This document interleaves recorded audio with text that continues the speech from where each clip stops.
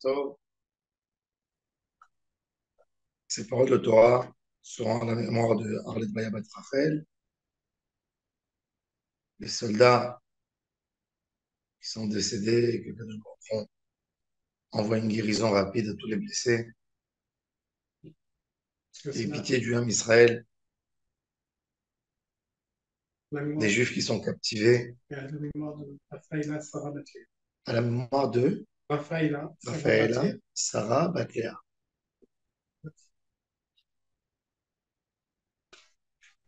Ça doit être Ayah Clara. Il faut savoir qu'on n'a pas le droit de cesser notre filote. Il y a quelque chose qui fait comme malheureusement, comme une routine, un rituel, qu'on s'habitue aux mauvaises nouvelles. Il ne faut pas s'habituer aux mauvaises nouvelles. Quand on s'habitue aux mauvaises nouvelles, il y a une cruauté qui se développe dans mon échamote. Une cruauté, un manque de sensibilité pour l'autre. Il faut vraiment croire, comprendre que chaque juif, c'est nous-mêmes. Ve'aftal et re'acha, vraiment à sentir la douleur de ces juifs. Mon cher Rabbeinu, quand il y avait la guerre avec Amalek, il est sorti dans le champ de bataille et il a demandé qu'on lui de lever les mains vers le haut, même que il était âgé, c'était un homme âgé, déjà 82. Il levait les mains et dit au moins faire un effort quand les soldats sont en train de se battre dans le champ de bataille. Il nous a appris qu'on n'a pas le droit d'être insensible. Les choses se passent comme ils se passent. Mais malheureusement, c'est terrible d'entendre des phrases qui disent c'est le prix de la guerre. Chas v'shalom, un homme n'aurait pas aimé entendre qu'on dise sur son fils c'est le prix de la guerre. De cette même manière, il ne faut pas accepter pour aucune personne le prix de la guerre. Il faut prier, verser des larmes à Hachem, qu'on ait mal au cœur pour l'homme Israël, qu'on fasse tout ce qu'on peut faire de la même manière. Si ça aurait été une personne très proche de nous, qu'est-ce qu'on aurait fait? Et il faut faire ça pour chaque juif du homme Israël.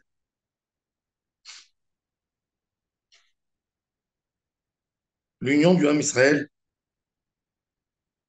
c'est très important. J'ai dit ce matin dans le Shion, Yaakov donc appelle ses enfants avant son décès pour leur parler de la fin des temps. Il veut leur dire des choses. Comme qui nous dit le texte,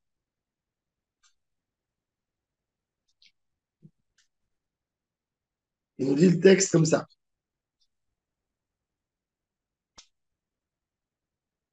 Vaïkra Yaakov el Banav, Yaakov appelle ses enfants. ויאמר יאסף, rassemblez-vous. Ve'agid alachem et asher yikra etrem be'acharit hayam. Je vous dirai ce qui va se passer à lui. Yikabtsu, revenez, veshimru beneyan, veshimru el Israël abichem, écoutez votre papa. Dans l'histoire, il leur a rien dit, pratiquement pas. Deux petites étincelles que Rachid dit, par exemple, quand il a fait la bénédiction à Dan, il a donné un petit signe sur ce qui allait se passer plus tard, Shimshon Agibor. Mais il n'a pas dévoilé vraiment ce qui allait se passer à la fin. Rachid nous dit, Bikesh le galot et Eretz. Il voulait absolument dire le moment de la Géoula. Venistalka mimeno shechina. La Shechina s'est éloignée de Ve'etril Omer Levarim Acher. Il a commencé à dire autre chose. Vous savez, le Ben Ishraï disait toujours sur les secrets, quand Mashiach va venir, il disait, quand vous entendez un rave qui vous dit, j'ai fait un compte, un calcul, la fin de l'année, tel jour, Mashiach, il doit arriver, c'est qui ne sait rien du tout. Il a dit, celui qui sait ne dit pas. Celui qui dit ne sait pas. Yaakov savait qui lui a autorisé de dire, si Hachem lui a dévoilé un secret, que c'est un sod, c'est un secret, qui lui a permis de dire. Vous savez que Rabbi Shimon Bar Yochai dit qu'entre amis, s'il y a quelqu'un qui vous raconte quelque chose, vous n'avez pas le droit de le dire à quelqu'un d'autre, même s'il vous a rien dit. Il doit vous dire, ce que je te dis, c'est pas grave. Si tu racontes, là, tu as le droit de raconter. Mais s'il te l'a pas dit, il t'a raconté quelque chose qui se passe dans sa maison, son foyer, une relation compliquée, une histoire, même s'il t'a pas précisé, de pas le dire, t'as pas le droit. À plus forte raison qu'il s'agit ici de la délivrance du Ham Israël. Il n'aurait pas le droit de le dire.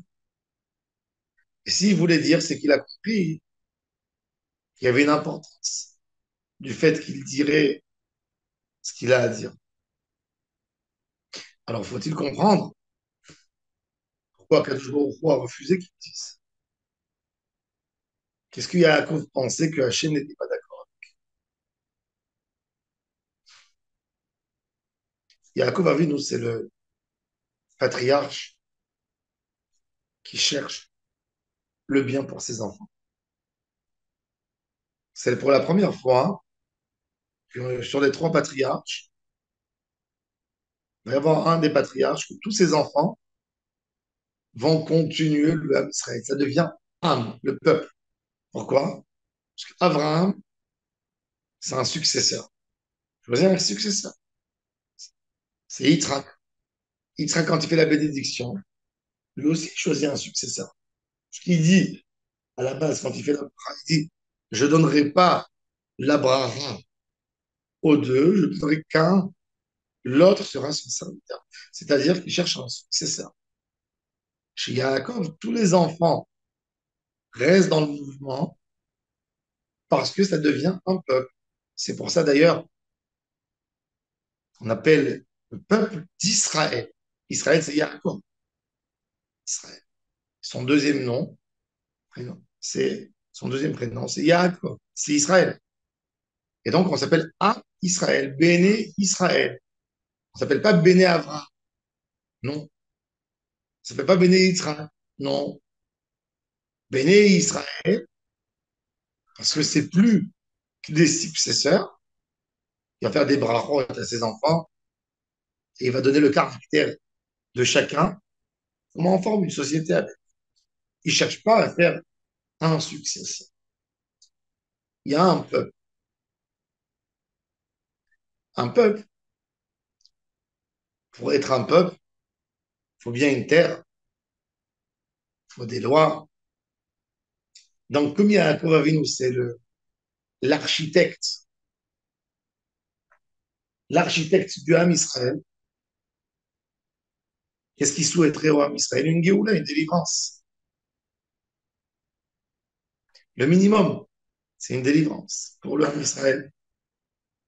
C'est pour ça que dans la tefila du matin, on a le texte après le schéma qui termine par Gaal Israël. Et bien là-bas, le seul patriarche qui est mentionné, c'est Yaakov. Sur Yaakov, Magen Ishen. Et Dorvador ou Kayam. Pourquoi? Parce que c'est une bracha de délivrance, de Géoula, Et encore une fois, qu'est-ce qu'on dit dans la fila du soir?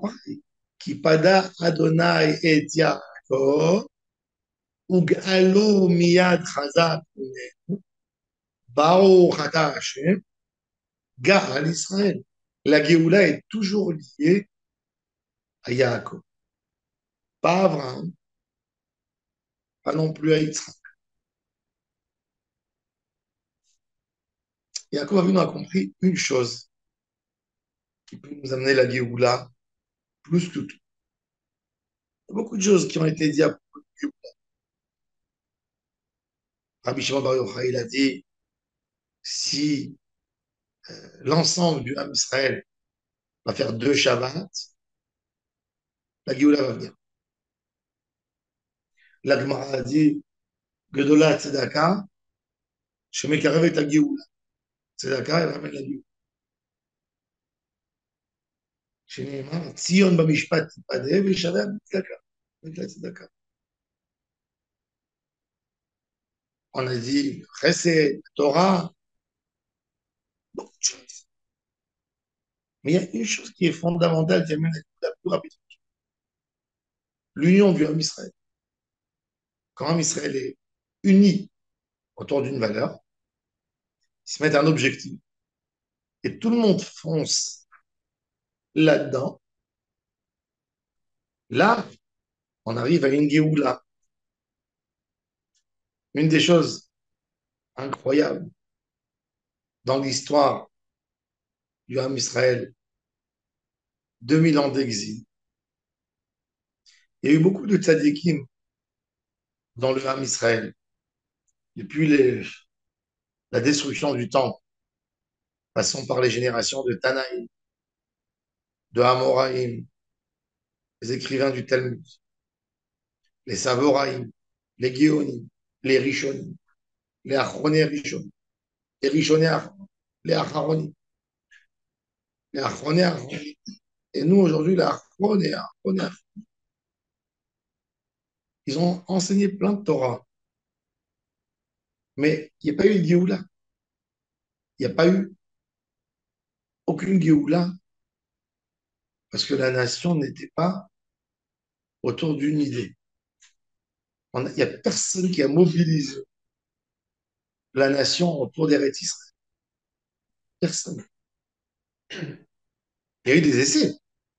Il y a eu des individus comme Ramban qui prend courage, qui monte en Israël. Personne ne peut lui enlever. Comme Rabbi Chaim Ben Attan, les élèves du Doron, comme les élèves du Baal Shem Tov. Mais il n'y a pas eu un appel direct d'un Rav grand à toute la diaspora de Israël. Pourquoi? Dieu sait. Vous avez peur des échecs. C'est une lourde responsabilité. Qui l'a fait? Pas forcément des gens religieux. Le mouvement Bilou, Bet Yaakov les Bilouim sont venus.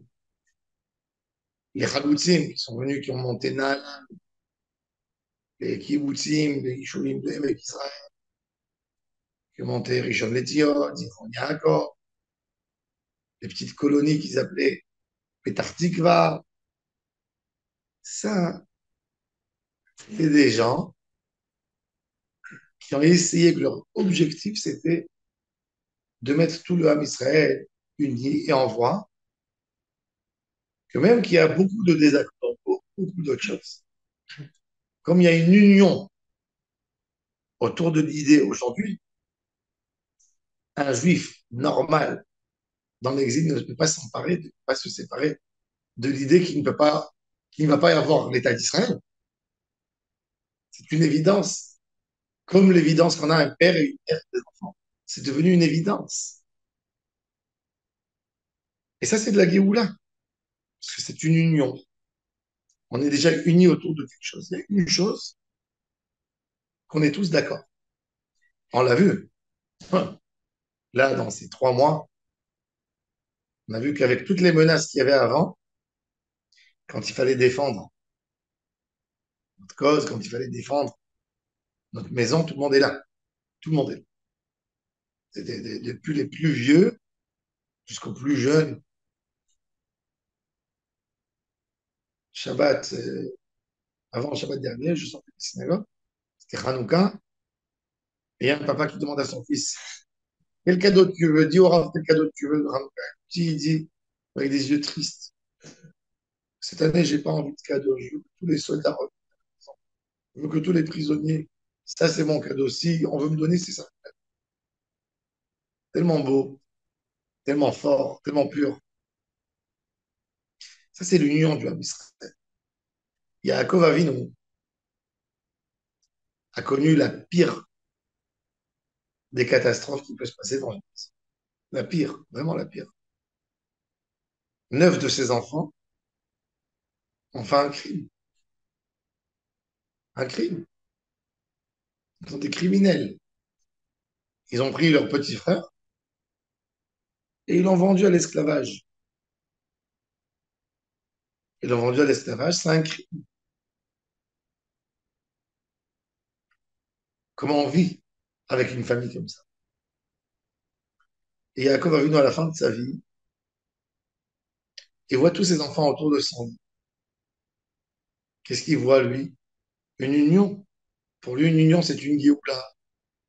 Eh bien, s'il y a une Géoula, c'est le temps peut-être de leur dévoiler le temps de la Géoula pour renforcer l'objectif, pour leur donner une motivation de se préparer. Et tout d'un coup, il voit Shimon et Lévi lui cassent toute cette idée. Et c'est pour ça qu'il n'a plus de roi. Parce qu'il comprend qu'ils n'ont pas vraiment demandé pardon. Ils n'ont pas vraiment réparé la vente de Yosef. Ils n'ont pas vraiment enlevé la haine qu'ils avaient dans les cœurs. Et Yaakov Avinu, alayhi shalom, n'est pas d'accord. Il veut faire un nettoyage, un vrai nettoyage. Et c'est pour ça il a perdu. Et c'est pour ça qu'il a commencé. Vaïkra Yaakov ben Vayomer. Et Asfou. Rassemblez-vous. Ramassez-vous. Venez. Ensuite, Hika Betsu, comme kibbutz. Faites un kibbutz galouyot. Veshimon bnei Yaakov. Mais là, il voit que ça ne marche pas. Et c'est pour ça que la roi Kodesh, elle s'en va. Parachat Vaïchi, c'est la renaissance du Ham Israël.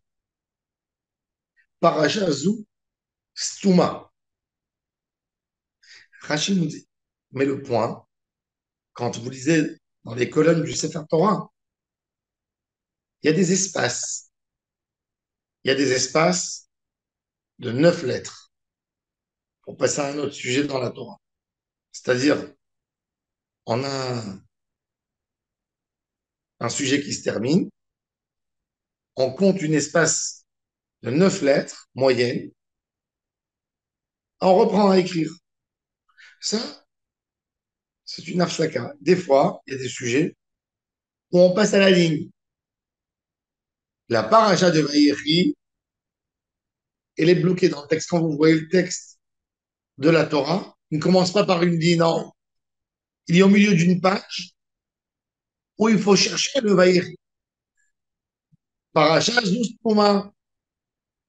Et Rachid nous dit pourquoi Stouma. Les fichiers Nistemu, NM chez d'Israël. Comme si les yeux du Ham Israël étaient fermés, éblouis, ne peuvent pas observer, ne peuvent pas voir, suite à la peine de la galoute. Mais moi, je dis, moi petit, je dis, Stouma, parce que le secret de la Géoula, il est Satou. Il n'y a personne qui peut nous expliquer en quoi notre génération est plus méritante que la génération qui l'a précédée. Et pourquoi la génération, et pourquoi les autres générations qui nous ont précédés, des générations de tzadikim, pourquoi eux, qui étaient si motivés dans la religion, si impliqués, parlant d'il y a 200 ans, je ne pense pas qu'il y avait dans la diaspora juive un juif non pratiquant. S'il y avait, on pouvait les compter. Il y a 200 ans. Je parle avant Mendelssohn, avant Naftali Hirsch Wiesel, avant toute la bande de Berlin, les mouvements de la réforme. Avant ça, les juifs étaient pratiquants. Un peu moins, un peu plus. Mais un juif faisait chaud. Un juif mangeait cachère. Aujourd'hui, nous arrivons je pense, dans un moment où on n'a même pas 15% du peuple juif qui est religieux. C'est-à-dire, si on regarde, on a un problème quelque part dans notre génération. Quel est notre problème? Si vous regardez, par exemple, aux États-Unis, 70% des Américains se disent grands croyants, vont à l'église. L'Amérique, c'est un pays plus religieux que l'Iran en pourcentage d'hommes croyants. Il y a des gens en Amérique qui vivent en idéologie dans le Utah et dans certains pays incroyables, religieux, à un point que vous ne pouvez pas vous imaginer. Vous ne les voyez pas parce que quand vous allez aux États-Unis, c'est pour aller ou à Beverly Hills, à Los Angeles ou à Manhattan, mais c'est très religieux. Plus religieux que les Iraniens, il y a un pourcentage de croyants. Et dans le Ham Israël, on est 14 millions. Combien il y a, grosso modo, des gens qui mangent cachère? Peut-être 1 million 200, 1 million 300. Hein? Non. Il y a en Israël 1 million de religieux.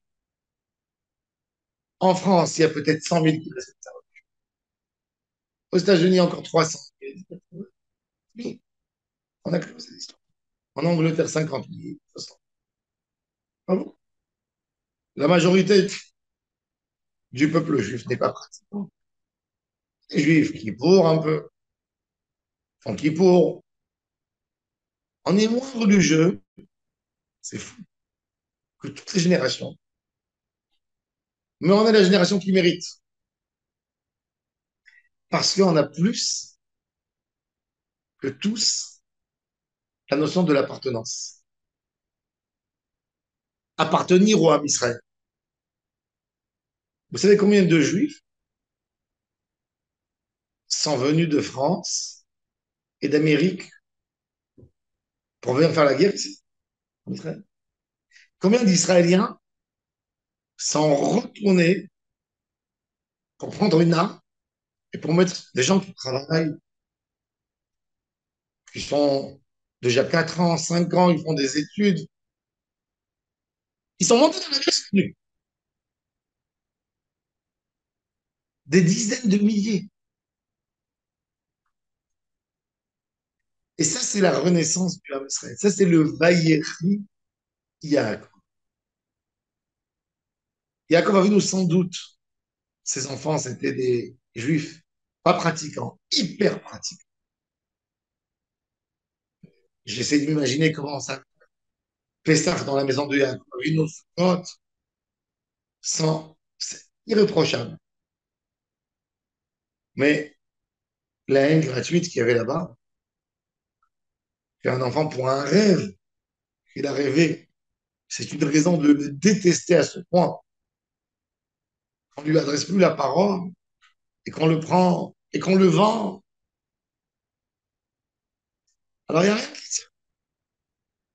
Il n'y a rien qui tient. Le Vaïri Yaakov, c'est cette mimoute et la personne qui regarde la Torah, il ne comprend pas d'où elle vient la renaissance. Yaakov Avinu a vécu comme il est dans le Midrash, 17 ans de sa vie. Ça veut dire Si tu demandais à Yaakov son dernier jour, combien de temps t'as vécu? Vivre 17 ans. 17 ans sans malheur. 17 ans que je vois mes enfants dans la joie, dans l'amour, pas plus. Sa vie, 130 ans, à part ses 17 années dures, et poursuivi par son frère, par son beau-père, ses ennemis, par ses histoires. Il y a 17 ans de Nahat, c'est sa vie. Le Nahat du Ham Israël, c'est d'avoir sa tombe, d'où il vient. Il y a une question, jusqu'où le Ham Israël doit souffrir? Combien de poésies ont été écrites? Combien de larmes? Combien de Yad Vashem? Yad Vashem, c'est l'histoire de 6000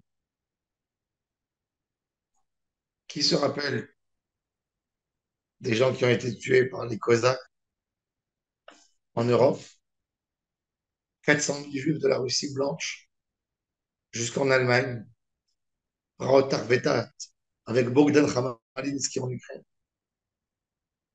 qui se rappellent des pogroms de Kishinev, qui se rappellent des pogroms, qui se rappellent de la peste noire des puits. Combien de juifs ont été brûlés vivants partout en Europe? Qui se rappellent des autodafés, qui se rappellent des croisades, 13 croisades, voyages. Chaque croisade, elle a amené l'enfer aux juifs. Ça s'est étalé sur des dizaines, jusqu'au moment où ils ont compris que ça y est, ils n'auront plus Jérusalem. Et les trucs avant, chaque jour, les histoires. Et toujours, on se dit, des fois, c'est par notre malheur. On se dit, 75 ans, on n'a pas eu une histoire d'une dimension du 7 octobre. Quelle est notre réflexion tout de suite, comme homme croyant? Ça y est, ma chère doit arriver. C'est pas normal que ça nous arrive une chose pareille. Mais c'est pas suffisant un 7 octobre pour amener ma chère. Avant le 7 octobre, il y a eu le Kristallnacht, la nuit du cristal, il y a eu la Shoah, il y a eu des ravages, il y a eu des Kishinev, il y a eu des Bogdan Khmelnytsky, il y a eu des autodafés, il y a eu l'expulsion d'Espagne. Et toujours les Juifs ont dit, oui, Mashiach. Et il est où Mashiach? Il est où? Yaakov Avinu. Essaye d'expliquer à ses enfants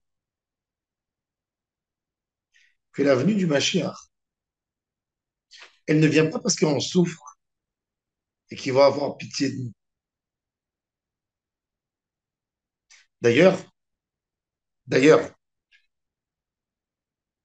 le plus grand des problèmes que le sionisme a apporté dans le débat contre les antisémites, ils viennent, ils disent la Shoah, avec les choses atroces qui ont été faites, que eux, entre guillemets, ils disent renonce à ça et qui ne sont pas d'accord sur ce qui s'est passé, mais ils nous disent c'est pas une raison de fonder votre État ici parce que vous avez un problème en Europe. Alors vous êtes venus,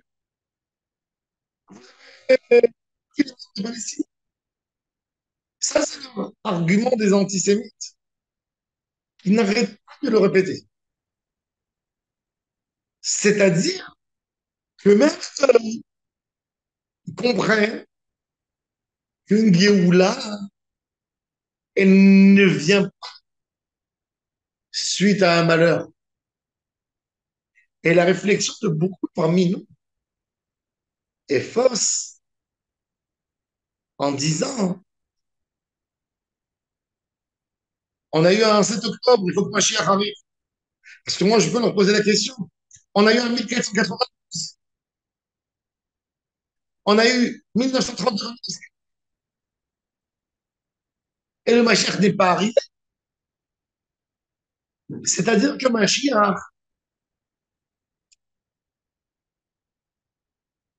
il ne peut pas venir par le 7 octobre. Parce que il faut tirer une leçon. Là, on est tous unis par défaut. Et tout le monde est en train de déguiser les couteaux pour le jour d'après. C'est-à-dire là, on a la guerre du 7 octobre. Vous savez, l'État d'Israël ne sait pas encore quel nom il faut donner à cette guerre. Ils l'ont appelé par défaut Harabot, mais c'était un mifta. Et comme c'est devenu une guerre, alors il faut savoir quel nom lui adopter. On ne va pas l'appeler la guerre du Kippour, on ne va pas l'appeler la guerre du Simchat Torah. Il faut lui donner un nom. Moi, je lui donnerai le nom la guerre du Sinatrim. Si on me pose la question. Ça, c'est moi, ça, c'est le nom que je veux lui donner. Veikare Shema Israël, guerre de Sinatrim. Et le 7 octobre, c'est le résultat. Si on saura être franc avec, être vrai et savoir mettre le doigt sur la plaie de la nation, on a une chance de guérir. Si on attend que Dieu nous guérit, Dieu va nous guérir, c'est sûr. Et vous savez, le Ham Israël a montré beaucoup de grandeur. Il y a eu en 3 mois aux États-Unis, ils ont ramassé plus d'1 milliard pour Israël. C'est beaucoup d'argent, hein. Même que les dépenses de l'État d'Israël sont beaucoup plus importantes, mais de ramasser en 3 mois 1 milliard par des individus, c'est énorme.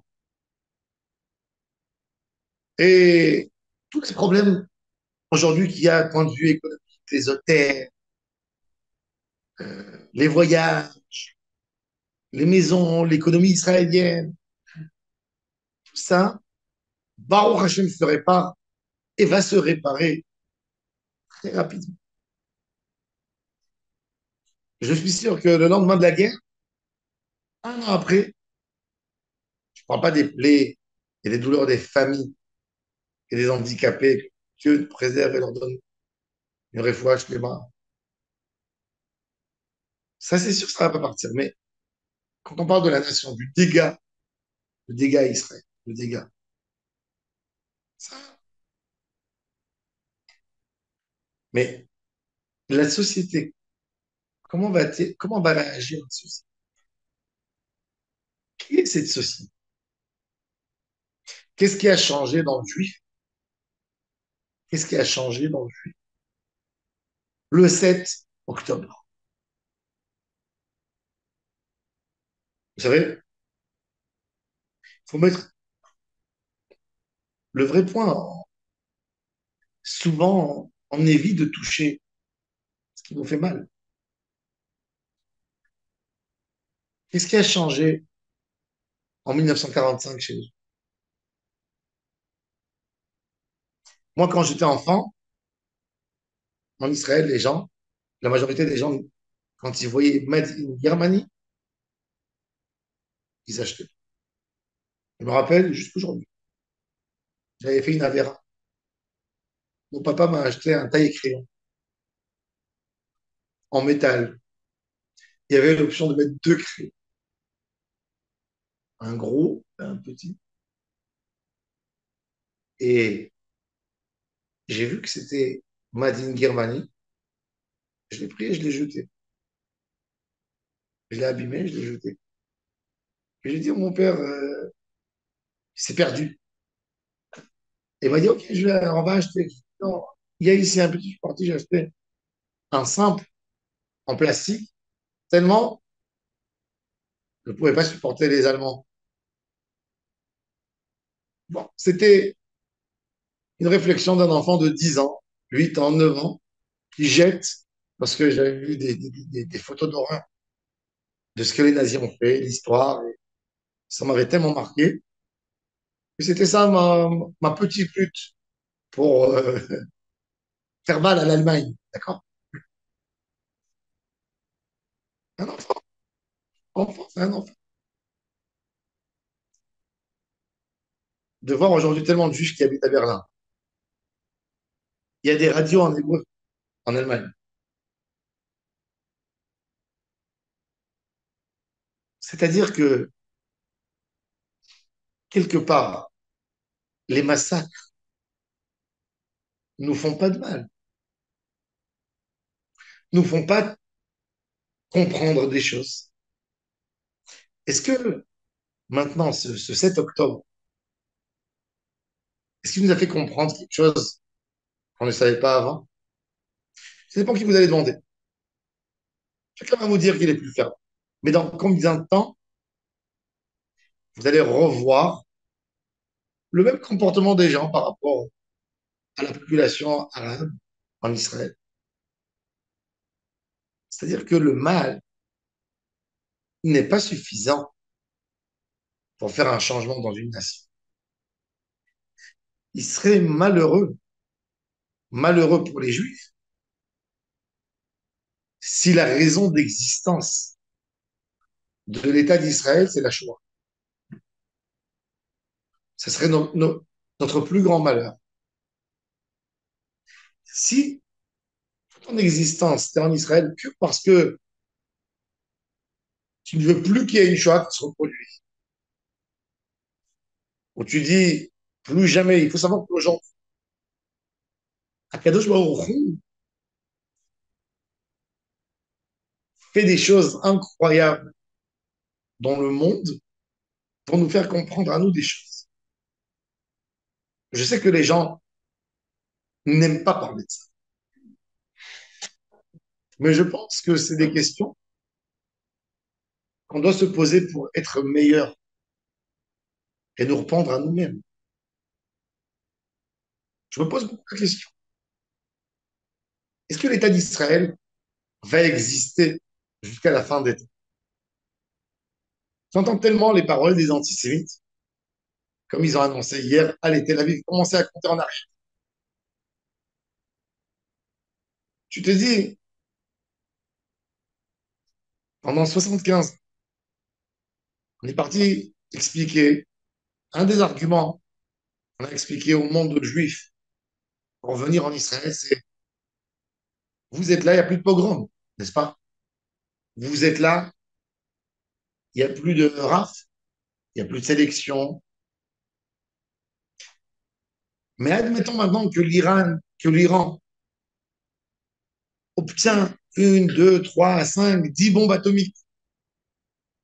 Mais Israël devient l'endroit le plus dangereux à habiter pour un juif. Israël, 20 000 km². OK. Sinon, on va jeter des bombes après qu'ils auront jeté la première ou la deuxième. Vous savez, le massacre que ça pourra faire, c'est pas 7 octobre. C'est-à-dire, et ça se passe. Aujourd'hui, les titres aujourd'hui, voilà, des tzadikim qui surveillent l'Iran, ils ont bien fait leur travail. Ils ont fourni 9 kilos d'uranium. Ils exploitent à 60% les centrifugeuses. C'est tout ce qu'ils ont.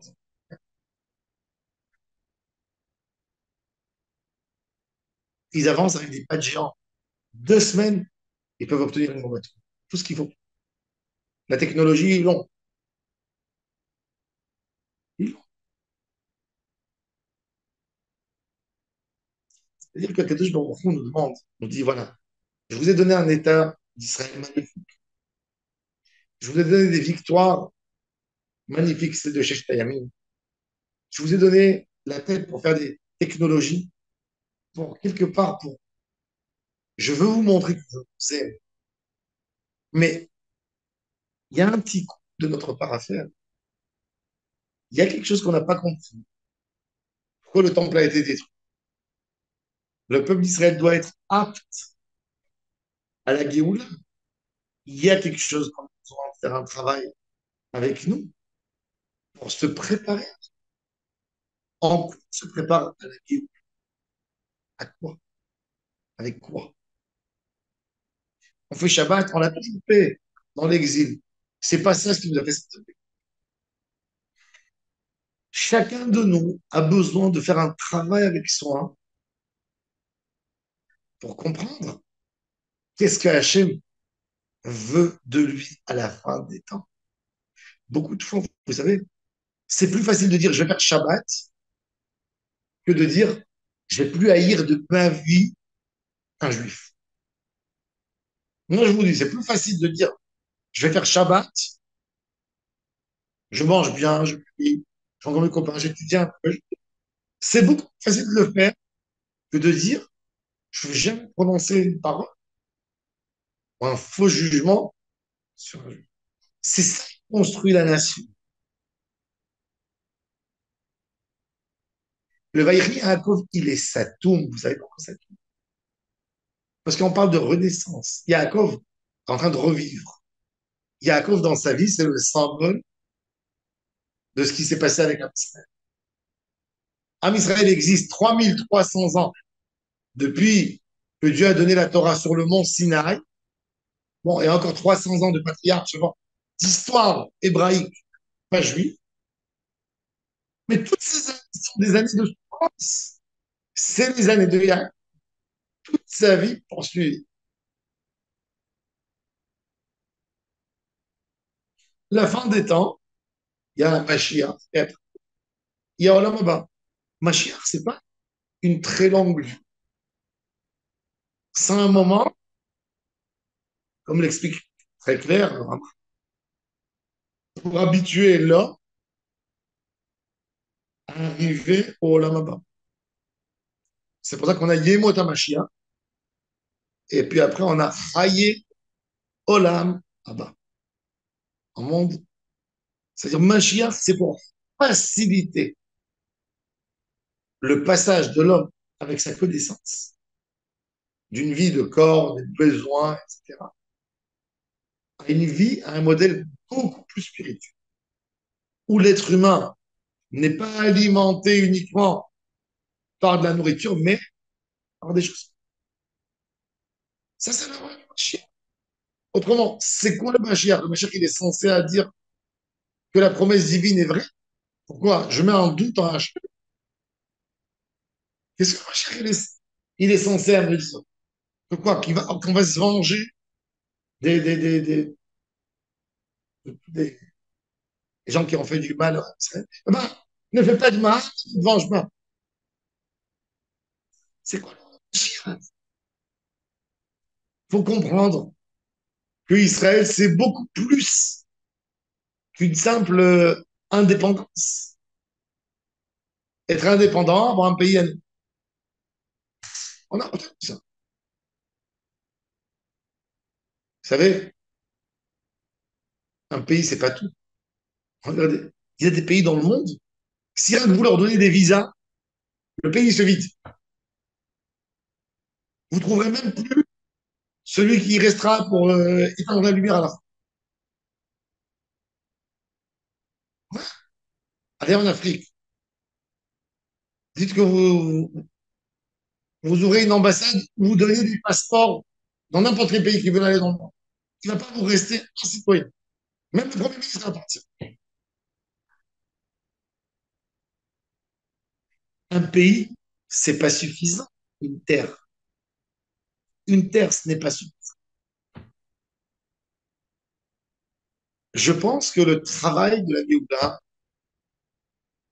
et là, on a besoin d'un travail de l'individu.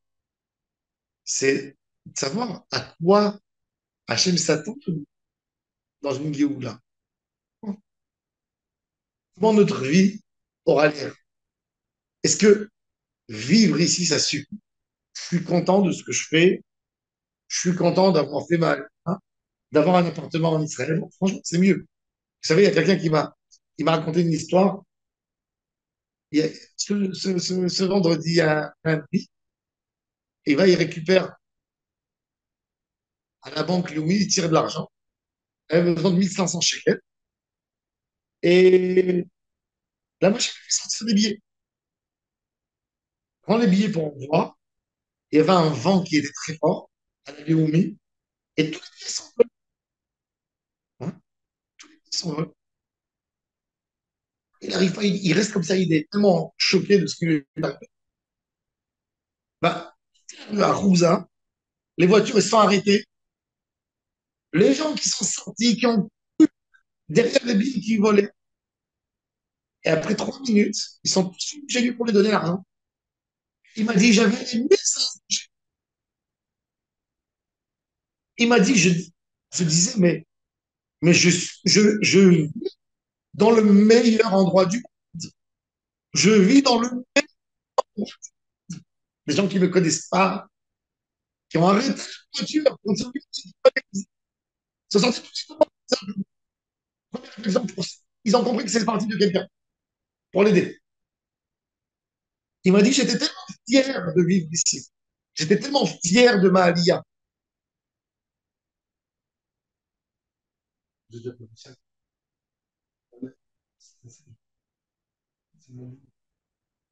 C'est magnifique. Mais on a besoin, oui, mais on a besoin de plus. On a besoin de faire exactement ce que Hachem a voulu. Hachem a voulu qu'Israël, elle soit l'exemple du monde entier pour reconnaître Hachem. Pour comprendre ce qu'un livre de Torah peut faire à un être humain. Comment il peut le rendre mieux qu'un ange. Ça, c'est l'idéal d'Israël. Ça, c'est l'idéal de Géoula. Avec une haine gratuite, jamais on peut. Jamais. On peut faire des chesed. Mais quand à la droite qui tape la gauche et la gauche qui tape la droite, l'homme qui est dehors, il est quoi? Les deux sont des zéros. Pas des héros, des zéros. Et c'est pour ça hein, que Parachazou Stouma, parce que le secret de Vaïr Yaakov, comment on donne goût à la vie. Pensez que Yaakov, ça lui manquait de l'argent. Vous savez, quand Yaakov a les histoires avec Yosef, et Yosef demande qu'on lui amène Binyamin, Yaakov envoie à Yosef du miel, des pistaches, des amandes, une cire extraordinaire qu'il y avait en Israël, du tissu. Il envoie un cadeau. C'est-à-dire, il envoie des produits de luxe pour récupérer du blé. Pour récupérer du blé, pour manger. Du blé, du foin pour les bêtes, pour les animaux. Yaakov Avinu, la vie de Yaakov, Vayechi Yaakov Be'eretz Mitzrayim. C'est pas parce qu'il avait plus une salade. Yaakov avait un troupeau énorme. Le Midrash nous dit qu'il avait 22 000 chiens pour surveiller son. Faites le compte combien d'animaux il avait plus, je pense, plus que ce qu'il y a en Islande et en Australie et en Irlande. Plus de moutons. Même si tu vas dire qu'il a perdu, qu'ils sont morts, on voit bien que Yaakov avait de quoi s'approprier. Yaakov, du moment où il vient en Israël, Yosef aurait pu lui envoyer toutes les. Ça y est, aurait pu lui envoyer. Mais c'est quoi le cadeau de Yaakov? C'est de voir ses enfants unis dans l'amour. Et ça, c'est paracha. Il y a des choses. Yaakov a créé quelque part à Goshen un nouveau Israël. Il a fait un kolkhoz, un kibbutz. où tout le monde est là, un pour l'autre. Un- une ville juive à Goshen. Il demande d'être installé dans un endroit seul. Pourquoi seul? Parce qu'il y a Yaakov Avinu qui s'occupe beaucoup de l'idée que le plus grand enseignement, c'est comment tu te comportes toi. Abraham Avinu, il a bougé 10 fois dans sa vie en Israël. Il était à Shrem, il était à Hébron, il était à Beersheba, il était à Eretz Pelishtim. Et pourquoi? Et chaque endroit, la Torah nous témoigne. Il mettait une tente. Vaïkra Beshem Adonai Elo. Il allait propager la religion. De la manière qu'il était, forcément. Yitzhak, pareil. Sauf que Yitzhak a eu un accident, il est devenu aveugle. Yaakov Avinu, on n'a jamais vu qu'il se propage. D'ailleurs, même quand il va à Shrem, il ne s'installe pas avec eux. On voit que le gouverneur de la ville, quand il vient lui demander sa vie, il demande de venir et de rentrer dans la ville. Yaakov, il vit avec ses enfants dans une sorte de kibbutz. Et qu'est-ce qu'il veut faire ça? Parce qu'il Yaakov va dire, je vais faire la plus belle réunion, manifestation humaine où chaque individu qui est dans ce collectif va être très heureux dans l'endroit où il est. Et avec ça, ça sera le message le plus puissant pour amener tout le monde à vouloir être. Quand Yaakov voit la vente de Yosef, il s'est cassé la fille. Toute cette théorie partit. Tout. Son endroit, il est invivable, même pour les Grecs qui ont vendu. Et même, ils sont pas bien, ils ont destitué Yehuda après l'histoire. Ils sont pas bien. Et Yaakov veut de nouveau remettre cette idée. Le Vaïria. C'est une paracha Stouma. Stouma parce que, malheureusement, la galoute, elle nous a tellement éloignés un de l'autre. Elle nous a éloignés un de l'autre parce que dans une galoute, tu penses que à ta résistance, que à ta vie. Tu penses plus aux autres. Tu penses plus aux autres. Il y a un livre qui a été écrit par Rabbi Nathan Neta Hanover, l'auteur du livre Sha'aret Tzion, il s'appelle Yaven Metsula, où il raconte les pogroms de Bogdan Khmelnytsky, des Cosaques, il y a 350. Et il dit qu'ils sont rentrés 30 juifs dans une cave. Il y avait des assassins dehors qui cherchaient les juifs. Et il y a un enfant qui se met à pleurer, un bébé. Il dit, sa mère l'a étranglé. Elle ne pouvait pas pour l'empêcher de pleurer. C'est des comportements d'exil terribles qui nous obligent à se battre. Pendant 2000 ans, on s'est battu. Quand tu te bats, ça veut dire que tu sens, par exemple, des juifs, le juif errant. Le juif errant, c'est quoi le juif errant? Il est dans un endroit, il sent que c'est en train de chauffer, il voit qu'il y a, même des fois, il peut y avoir des manifestations pour une amélioration de conditions de travail. Qu'est-ce qu'il fait? Il se professionnalise parce qu'il flaire le problème. C'est-à-dire, on a eu en nous un comportement qui nous a habitués à se défendre, à être seul. On n'a jamais pensé à une nation. Tu restes là pour les autres. C'est difficile. Maintenant, il faut une rééducation de nouveau à Israël. Ils sont là. On est là pour toujours, ça y est. On est là pour se battre, on est là pour se défendre, pour vivre ici. On est là, on est là, on est là, on est là. Et ça, c'est le travail le plus dur. Parce que pour que ça devienne un message qui pénètre tellement fort, il suffit pas de 70 ans, 61 ans d'existence d'Israël. Il faut exercer. Comment on exerce? Parler du bien du Ham Israël. Trouver une Nekuda Tova par un grand toit.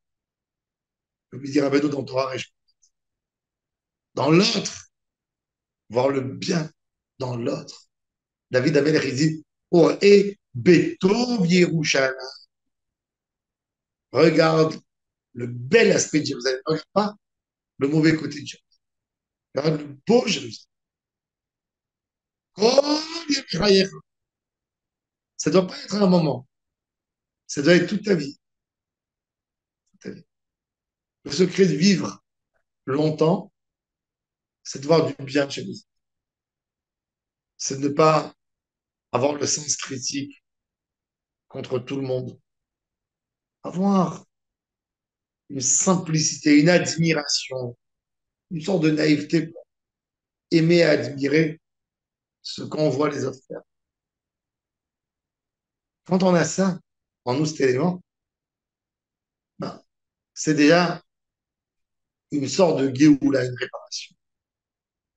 Et ça, c'est l'idée, ça, c'est le collectif que Yaakov veut tellement créer. Vaïri. Et ah, c'est les enfants, rassemblez-vous devant moi. Ikabetsu, venez. Ça, c'est la flamme de la Baruch Hu nous aide à enflammer ce feu. Ça devient pas une bougie, ça devient une torche. Et après, un grand feu qui va allumer tout le Ham Israël. Amen.